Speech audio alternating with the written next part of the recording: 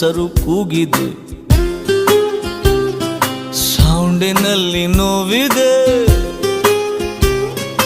ಹಾಟು ಎಂಬ ಟೆಂಟಿನಲ್ಲಿ ಲೂಟಿ ಮಾಡುವಂತೆ ನಿನ್ನ ಸ್ಮೈಲು ಬಂದಿದೆ. ಟೆಂಟೆ ಕಿತ್ತು ಹೋಗಿದೆ.